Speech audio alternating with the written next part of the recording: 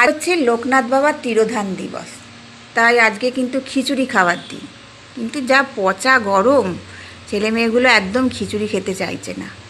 আর আমার ছেলের খিচুড়ি খাওয়া মানে তো পঞ্চব্যঞ্জন চাই। সেই পঞ্চব্যঞ্জন করার মতন অত সবজিও ঘরে নেই, কোনো কিছু সবজিই ঘরে নেই। তাই অনেক চিন্তা ভাবনা করে একটা আলুর দম ভালো করে কষিয়ে নামিয়ে নিলাম।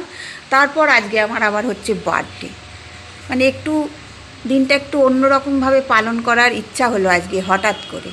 তাই হট করে মাথার মধ্যে এই বুদ্ধিগুলো চেপে গেল। চেপে গিয়ে ঘরের মধ্যে যা টুকিটাকি সবজি টবজি ছিল কেটে কুটে নিয়ে কুচিয়ে কাচিয়ে বসিয়ে দিলাম আলুর দম। আর এটা বানাচ্ছি হচ্ছে ফ্রাইড রাইস। এটাও আমার রেডি হয়ে গিয়েছে, আর ঝরঝরে দেখতে পাচ্ছ কি সুন্দর হয়েছে। আজকের লাঞ্চ মেনুটা একঘেয়ে জীবন, তো আমার একঘেয়ে জীবনের থেকে একটু বাইরে বেরিয়ে লাঞ্চ মেনুটাকে শেয়ার করলাম। দেখো তো লাঞ্চ মেনুটা কেমন লাগছে, আর সঙ্গে আছে পায়েস।